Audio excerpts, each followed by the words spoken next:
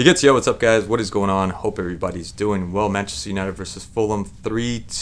Shesko at the very end. This game went up to, I think, almost 100 minutes, and he gets that goal that otherwise, you could just tell it's different. It's very different. They are going through something great right now. And I don't want to call it just a streak, and I hope it's not a streak. I hope I'm absolutely wrong that it's just a streak, and it's something that's permanent. I want to go as far as to say that I hope the season doesn't end at all.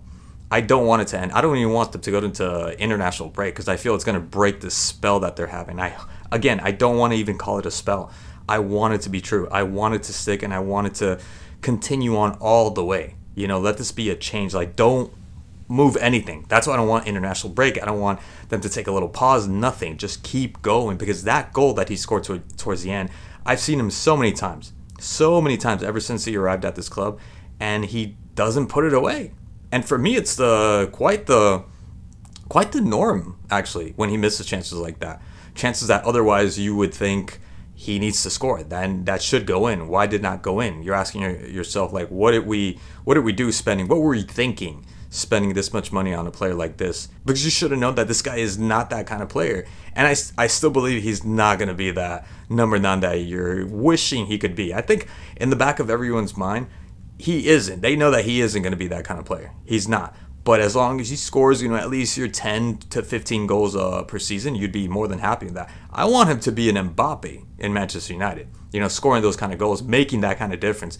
It's not going to happen. And I know everybody knows that that's not going to happen. You want an Mbappe? Go get yourself an Mbappe. Mbappe himself. So that was so good, and that just shows how well, psychologically and mentally well, this team is doing. This team is psychologically on point.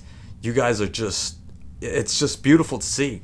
The dummy, I've seen that from Bruno Fernandes so many times. The dummy, he's done that many times. That's another one that people have been criticizing. It's like they seesaw, they teeter between, he should have been sold to Saudi Arabia. He should have gone somewhere else. They should have dropped him. He's not playing any good. You start berating him, and with good reason too, because he wasn't performing when he wasn't performing earlier this season. But then you're praising him as this is the kind of player that Real Madrid would wish to have. Manchester City would wish to have. And then they start comparing him to the greats of the past. And today he was great. He was great. And I've seen that play so many times for Bruno Fernandes. It was so nice to see at the end that somebody actually connected with him, and it all came together in this one beautiful piece. And we got the goal right after Kevin, which you cannot take away. What a brilliant goal that was. That was probably the best goal of the whole weekend. What an amazing goal from Kevin. Came in, and it's almost like he belongs in the starting 11, right? The 1-2, and just the way he just plays. So there was no way Lammens was going to get to that ball. Beautifully struck by Kevin. And I felt bad for him because the image just panned right to him right after the Shesko goal, as if to say, you did that for nothing, right? They got the equalizer. That was great to see, and you can't sleep on Fulham. You could definitely not sleep on Fulham because they are such a tricky team. They're such a good team, and they came back. That 2-0, I thought they were gonna go for the third one, and that was it. That was the end of Fulham, and they came back. They actually came back. Jimenez with the foul.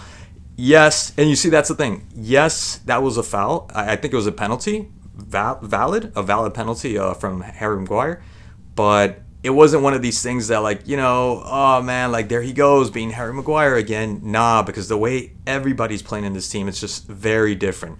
There's just something so different about this team. It isn't a blooper FC. It's no longer that blooper FC that we're so used to seeing, or I'm used to seeing. So brilliant from everybody from Manchester United. And again, Kobe Mainoo's another one that's coming in. Why did Amorim not play him? Just so well on the ball. So that duo with Kobe Mainoo and Casemiro. And then there's another one too that was falling off. I understand that they said that this is the last season that he's going to play and he's going to leave after that. But he was so good in this game, and it has been so good as of lately. And why not? The trajectory that he's had as a player, in Real Madrid. And what was awesome was the penalty, which it was wild. I don't know why the ref called that a penalty. I didn't see anything there to indicate it to be a penalty. But he thought he probably tripped him at the end. It wasn't even the pulling, because he stopped pulling him before he entered the what do you call the 16-yard box, the penalty box. And no sooner did they end up invalidating the penalty, they get the goal. Casemiro with the header and beautiful service from Bruno Fernandes, and you get the goal. Amazing, just amazing. And the thing is that it's not like United to get those kind of goals, because United would depend. If anyone needed a penalty at that moment, it's Manchester United. If anything, Manchester United are the kind of team that right after not getting that penalty, what would have happened? Somehow, I don't know how, but it's Manchester United, and they've been able to pull this off so many times. Someone would get sent off, or there'd be a counter, and Fulham would have scored. You understand? Like they would have came back and they would have won the game at United, right? So again, brilliant from everybody, man. Carrick, like, don't move. I hope he's the guy. But again, I think this is a streak, and it's probably not going to last. I hope I'm wrong. I shouldn't be saying that, right? I shouldn't be so negative. But they're playing different. They look different. Diallo looks wicked. He looked absolutely like a wizard on that wing, and what he was doing throughout the whole game. I was going to say at the beginning to Robinson, like it was just too easy for him. It was just too easy. He looked so composed, collected, and just in control, completely in control. He was having like a charity match against Robinson. No lie. He was great. He was just absolutely great. Everybody on Boemo, just everybody. Diallo, which I always hear people criticizing Diallo. I don't see the reason to be criticizing Diallo that much. But then again, I'm not really fixated on what Diallo is doing, I guess. They didn't have Dorgu.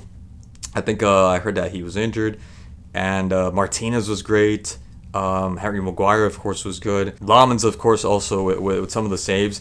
They were good. And so was Fulham, too. I don't want to take anything away from them, because they came back. They tied the game. There was a chance for them to actually win.